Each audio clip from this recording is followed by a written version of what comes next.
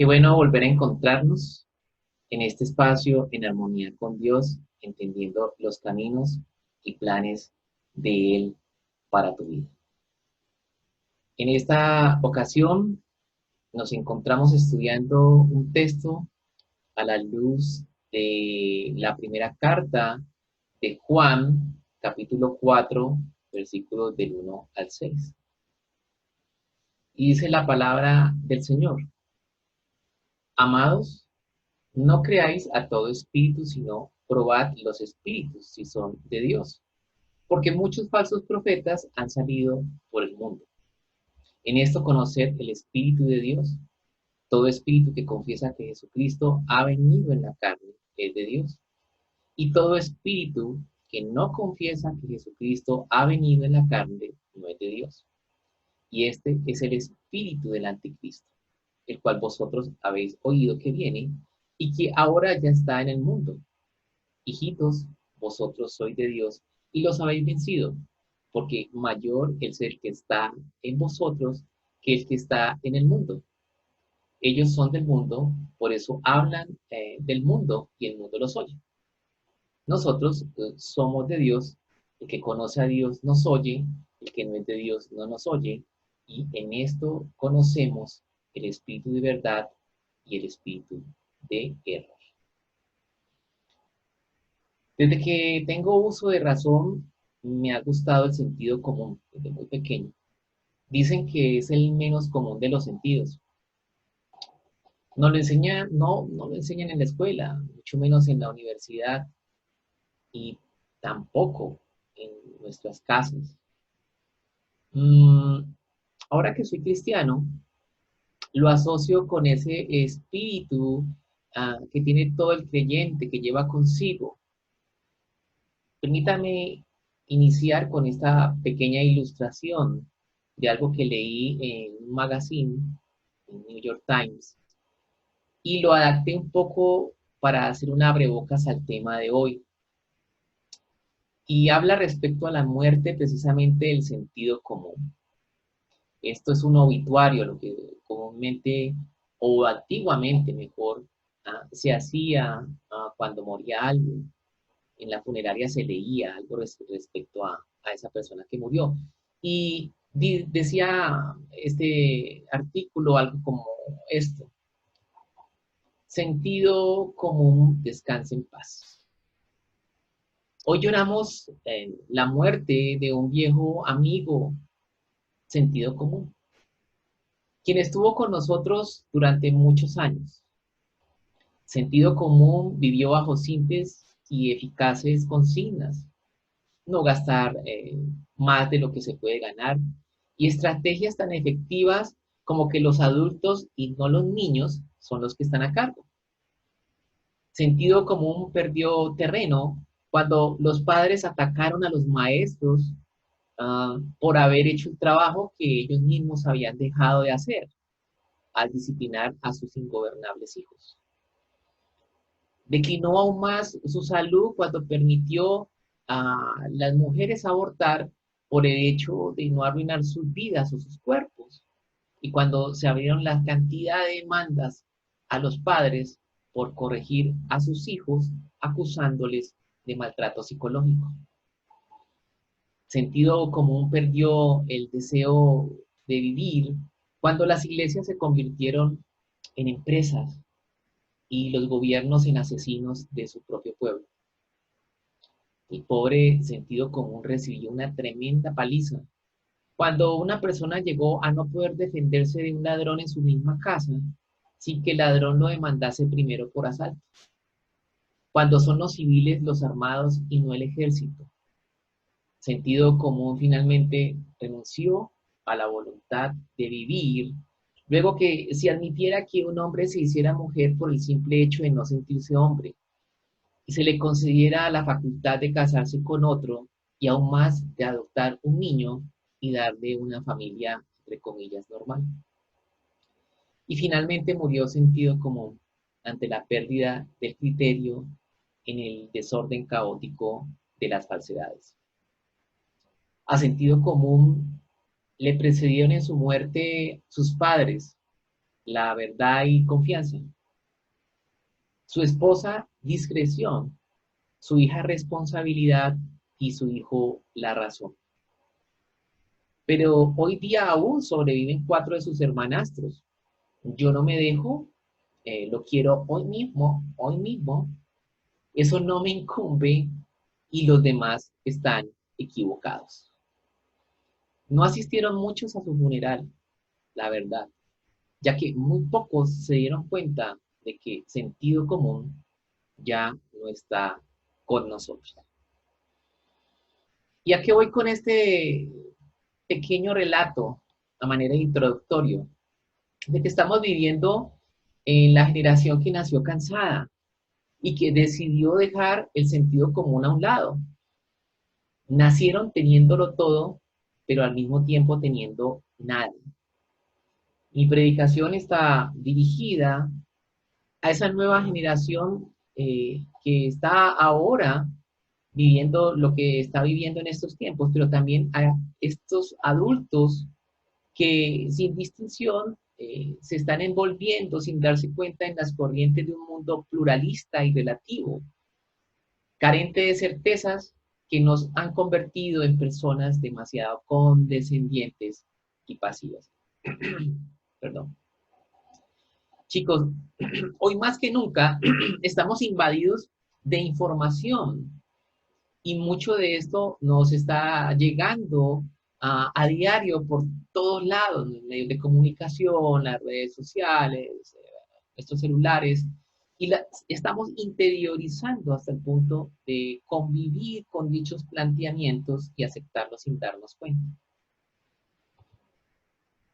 Dice una historia que escuché que los esquimales cazan los osos de una forma muy efectiva. Ellos eh, clavan un cuchillo en la nieve muy afilado y lo cubren de sangre con varias capas y lo clavan allí. El oso lo encuentra y comienza a lamer y a lamer el cuchillo y las capas comienzan a ser consumidas hasta el punto que el oso no llega a distinguir o a diferenciar la sangre propia y la sangre del cuchillo hasta que por fin muere porque se lacera su lengua y de esta manera no puede comer. Satanás ha cubierto la verdad distorsionándola en esas capas y escondiéndola. Ese filo peligroso uh, lo llega a encontrar los incautos y comienzan a lamer sin diferenciar su propia sangre. Esta sutileza con la que hoy día nos llega la información por todos lados es tal que se va adaptando poco a poco sin que caigamos en cuenta, así como el oso, disfrazando la mentira y haciéndola ver como algo normal. Y esta es una de las características de la nueva modernidad líquida en la que estamos viviendo. El concepto de lo líquido en el posmodernismo se opone a lo sólido o a lo estructural. Los líquidos se derraman, se desbordan, salpican, gotean, inundan, chorrean, rocían, se adaptan, manan. En otras palabras, fluyen. Ustedes le han dicho, oye, mira, fluye. O sea, ese concepto de fluidez, de flow, trasciende incluso hoy día hasta en lo musical. Lo líquido, a diferencia de lo estructural, de esas estructuras sólidas, pues fluyen y estas sencillamente se quiebran o se oxidan. Y muchos podrían decir, qué chévere, ¿cierto? Flow, lo líquido, pero hay que tener en cuenta que lo líquido cambia y se evapora, a diferencia de lo sólido que estructuralmente sostiene, une y edifica. Estamos tan enredados en esto cambiante que un celular lo estamos desechando ya a los 2 años, porque lo duradero es obsoleto y la novedad es lo que nos causa placer por encima de lo que pueda llegar a ser funcional. Lo novedoso nos deslumbra. am, y eso puede durar unos 2 días. Por eso cuando uno compra un zapato, una tablet, un PlayStation, una cartera, lo disfrutamos esos primeros días y luego lo dejamos tirado ante lo rutinario. Eso queda allí porque queremos siempre algo más. Deseamos desempacar la bolsa y oler ese olor característico de lo nuevo. Vivimos en esa sociedad de consumo, eh, pero también en una que quiere licuar todo lo sólido, porque las estructuras son anticuadas y retrógradas. Entonces, el compromiso, la verdad y el sentido común han muerto. Por eso el ejemplo del obituario que leí inicialmente.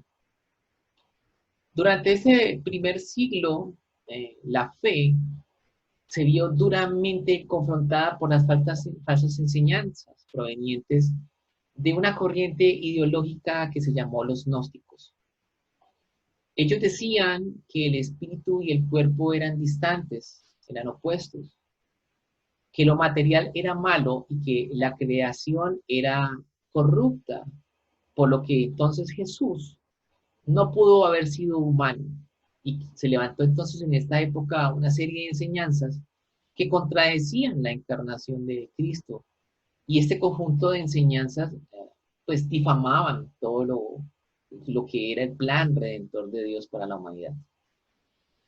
Pero honestamente el problema de hoy día no es ese gnosticismo antiguo. Yo podría hablar de un neognosticismo, y aquí la carta habla de un espíritu, más bien el centro, la esencia de esas posturas, de esas ideologías o cosmovisiones que están atacando el mundo de hoy día, lo que se llama el posmodernismo, o lo que sociológicamente se ha denominado la era líquida, y que sin lugar a dudas se identifica con la herejía gnóstica de este primer siglo por ir en contravía con las enseñanzas dadas por nuestro Señor Jesucristo, lo que las escrituras han denominado mundo, ese sistema de antivalores y creencias de este sistema actual.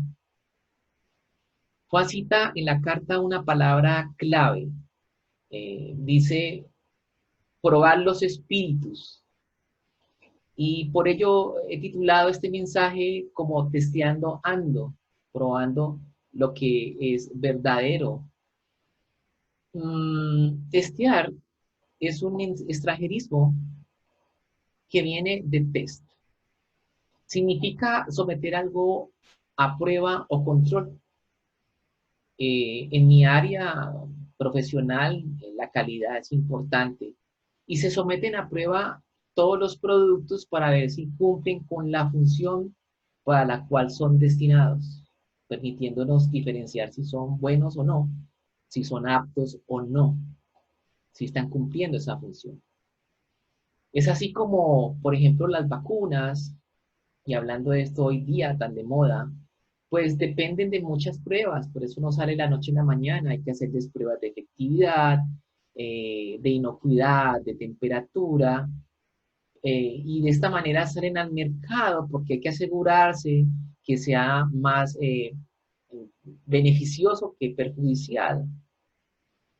En ingeniería, nosotros debemos testear los materiales para ver si pueden resistir pesos o temperaturas o presiones. Imagínense que compremos una moto o un carro sin que se pruebe que funcione bien el sistema de frenos, o que usted compre una llanta y que esa llanta se le pueda llegar a explotar. Esto originaría un accidente.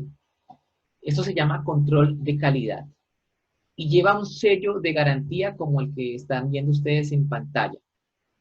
Esto significa que ha cumplido los estándares y que al ser verificados y comprobados pueden salir para su uso o consumo efectivo. Eso se llama garantía de la calidad. Incluso las personas en recursos humanos Debemos aplicar pruebas técnicas y exámenes médicos para garantizar que las personas que van a aplicar para ese trabajo pues cumplan ciertas características. Usted, por ejemplo, no se subiría a un avión con un piloto que le da vértigo, que sufra ataques epilépticos, ¿cierto? Pues no, pues ¿cómo? Hasta la simple comida que se prepara en casa, nosotros la estamos probando para ver si tiene sal, si está buena de temperatura, si no está agria y pueda ser servida sin ningún problema.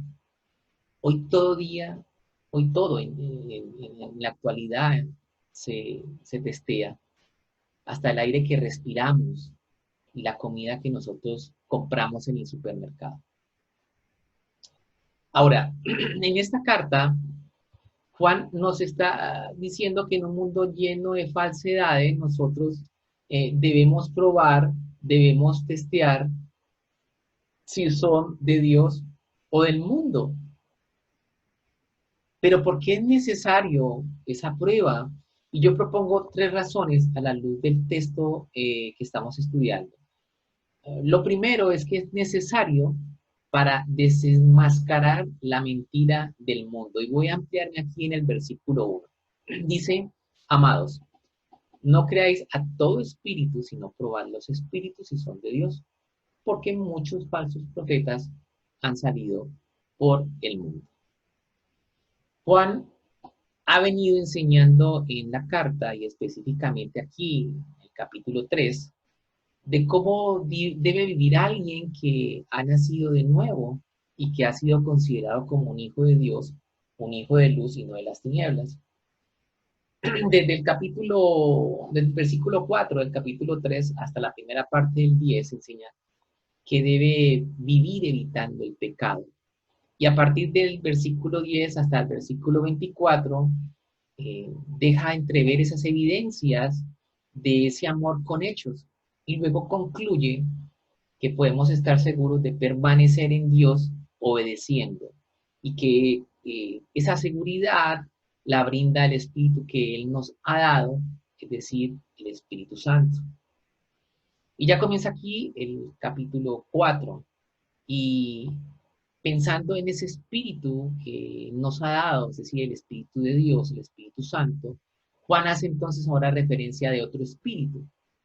Note que inicia diciendo amados, en un tono paternal, pero también queriendo decir, voy a decir algo importante. Dicen, no crean a todo espíritu, sino pruébenlos.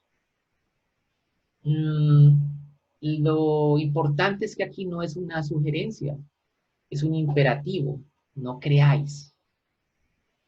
Y la palabra usada para probar en griego es dokimazo. Dokimazo es someter a prueba, es saber distinguir, es comprobar o examinar para probar. En otras palabras, testear.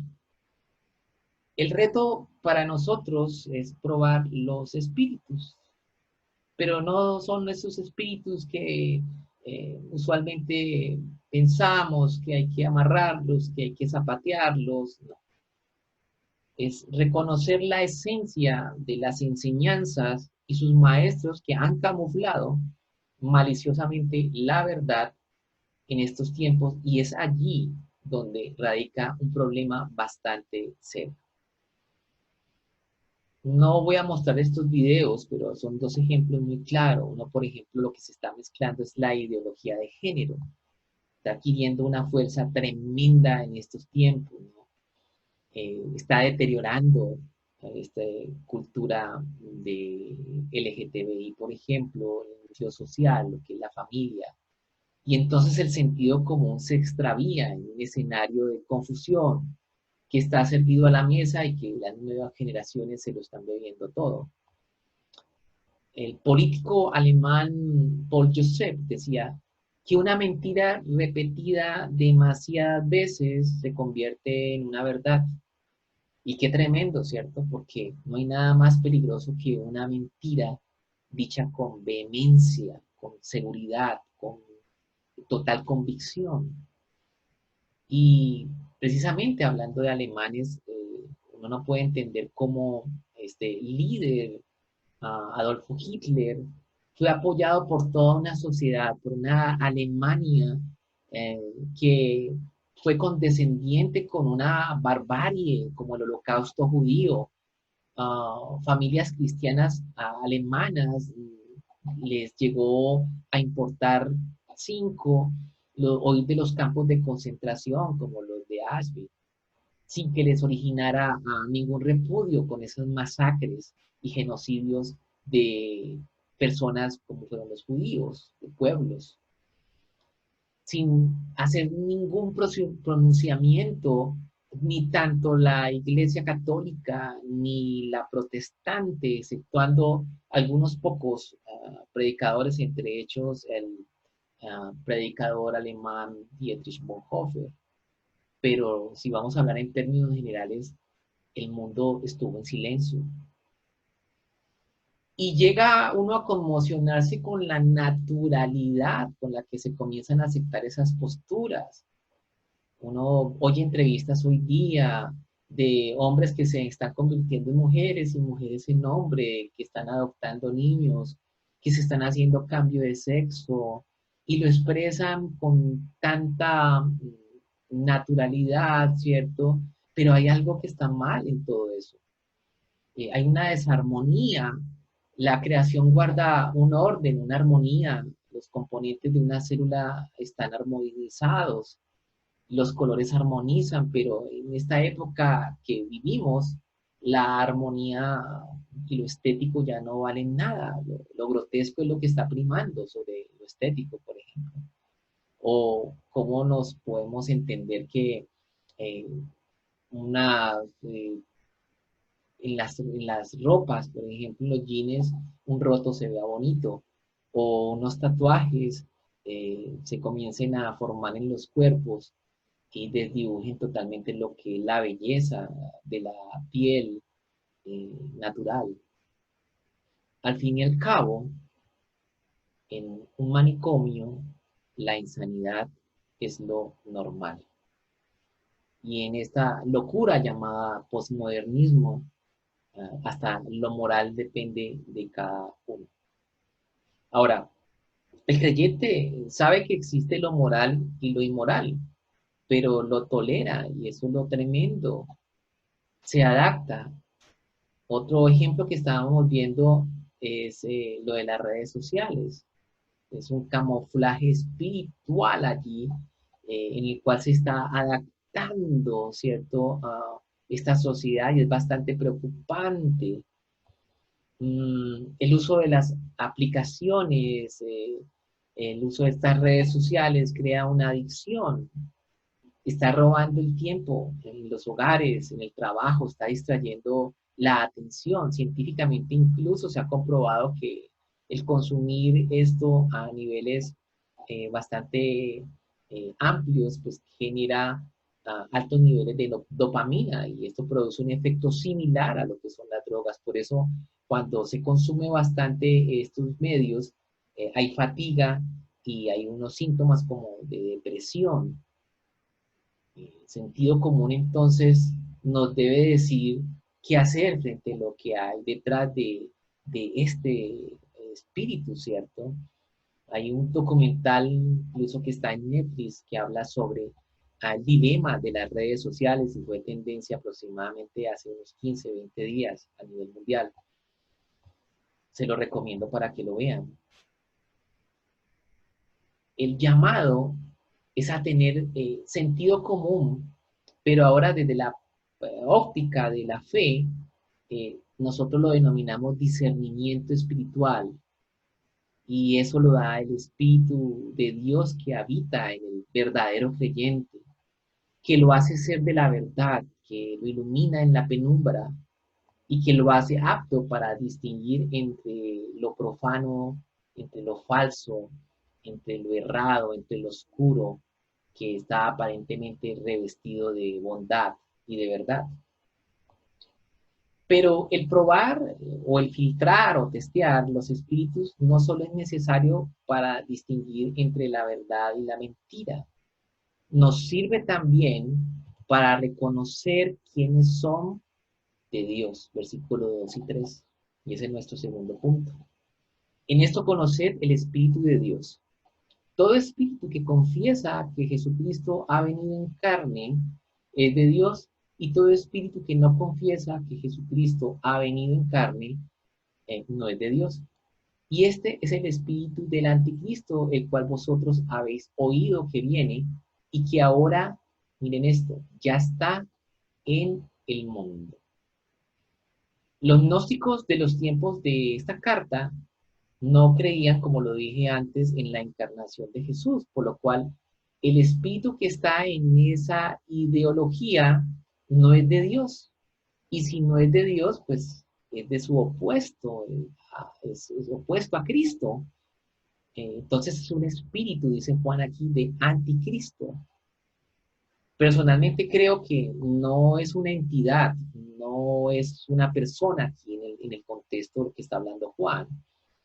Él hace referencia aquí a una postura, a esas corrientes, esas ideologías que negaban que Jesús se encarnó, y por lo tanto negar la encarnación es negar que Él es el centro de la historia, es negar el cumplimiento de una promesa que era conocida por los judíos, era atacar las raíces de la misma fe cristiana. Y entonces uno lo pone a esta época y uno dice, claro, hay ideas, ¿cierto?, que han venido a ser en contraposición a las ideas de Cristo, ideas de Marx, de Nietzsche, han aparecido, pero estas han sido evidentes. Ahora, hay otras que han venido camufladas, que han venido adaptándose, y por lo tanto se hace necesario probar, testear qué es lo que hay detrás de esas enseñanzas, si esto proviene de Dios o de quién. Notemos que la palabra espíritu se repite varias veces. Yo lo contabilicé alrededor de 7 veces en la Biblia Reina Valera. Y esto da una relevancia importante. Está diciendo entonces que hay un sentido espiritual. Y hay un espíritu o hay una ideología que está también camuflándose y que es hermana de este espíritu de anticristo, y es el espíritu de la tolerancia.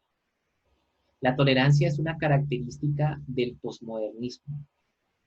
Yo tengo la verdad y usted tiene su verdad, como está en esta caricatura, ¿cierto? Cada persona está hablando desde su propia perspectiva. Ah, yo veo un 6. Ah, no, yo veo un 9. Esa es su verdad, respeten mi verdad, ¿cierto? Mm, deja claro que esas ideas en el mundo, ¿cierto?, están siendo utilizadas por el opositor a Cristo, y esto es Satanás. Satanás está infundiendo esos pensamientos y convenciendo a las generaciones de hoy día que lo adecuado es tolerarlos, porque eh, es lo normal. Y esto hace que de pronto, sin darse cuenta, se vayan desviando de la sana doctrina.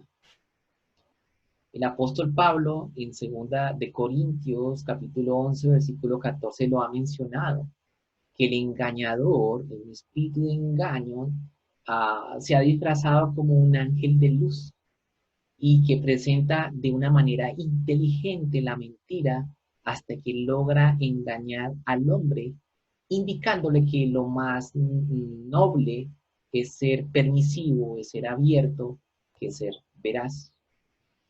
Y Juan nos ha dicho en el contexto anterior que una característica de un hijo de Dios, aparte de amar a su hermano, es amar justicia, hacer justicia, capítulo 3, versículo 10 de esta primera carta.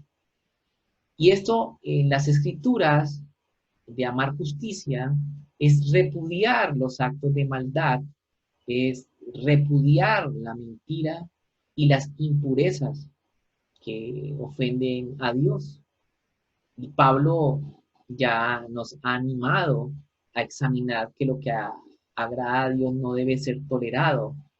Miremos lo que dice en la carta a los Efesios, capítulo 5, del 6 al 11.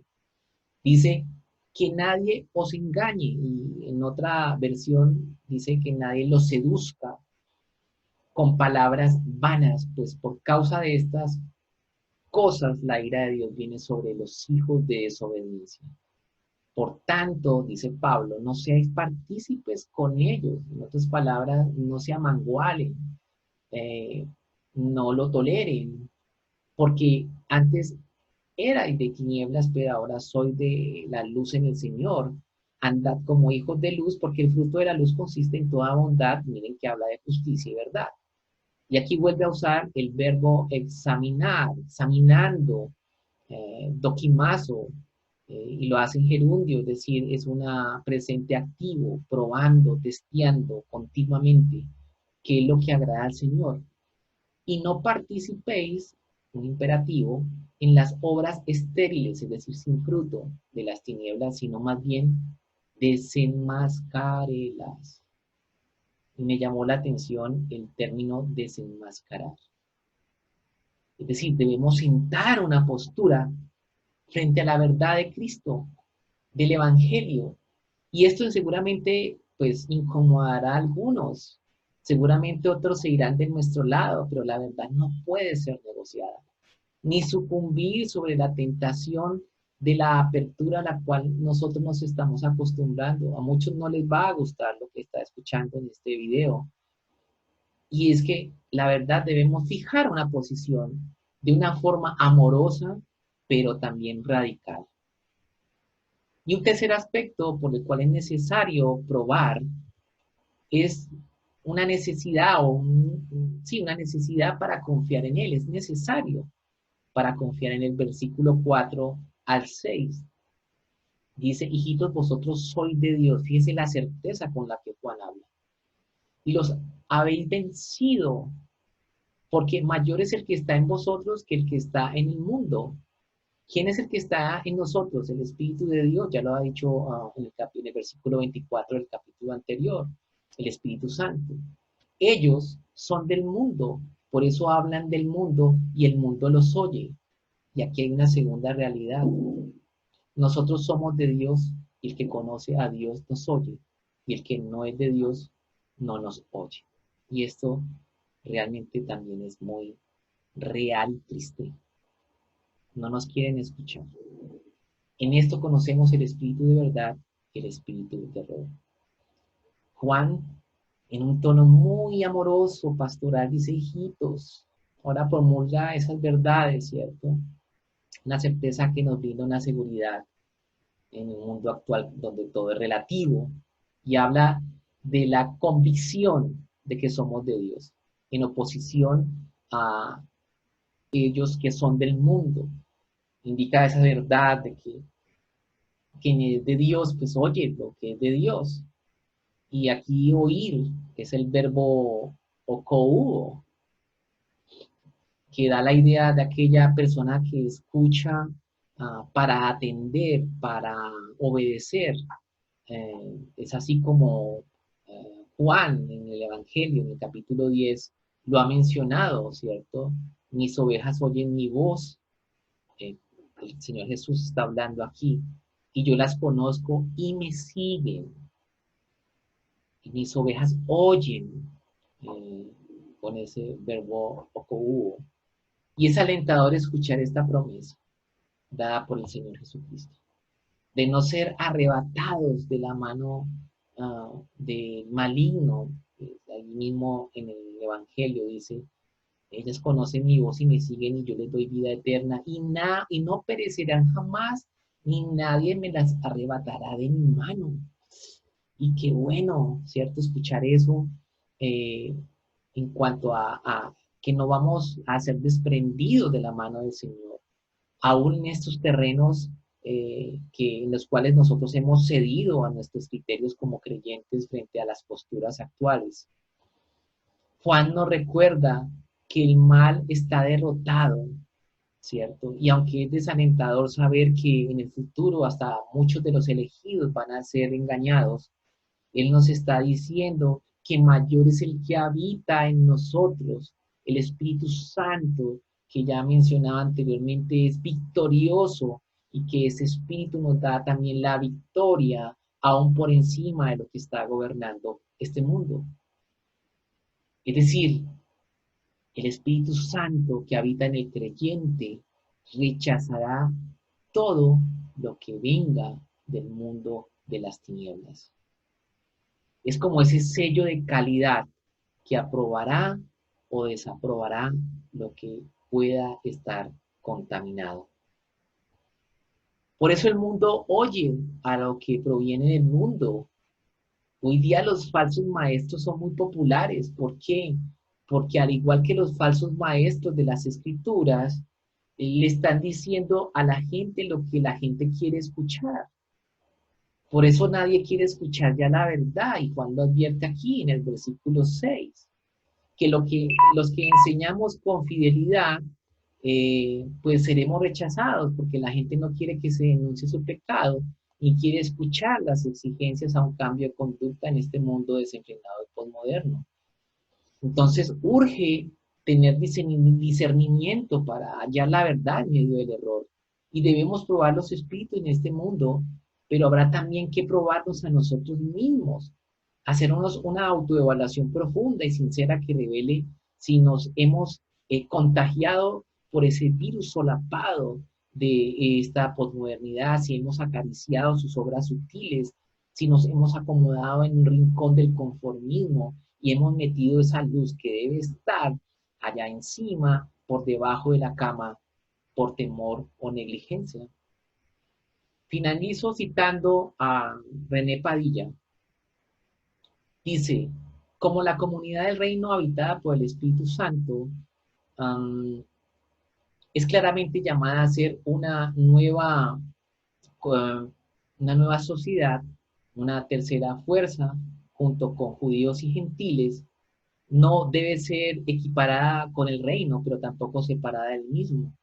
Tiene el propósito de reflejar los valores del reino aquí y ahora por el poder del Espíritu Santo. No es todavía la iglesia gloriosa, pero sí el Israel de Dios, el pueblo llamado a confesar a Jesús Cristo como Señor y vivir a la luz de esa confesión.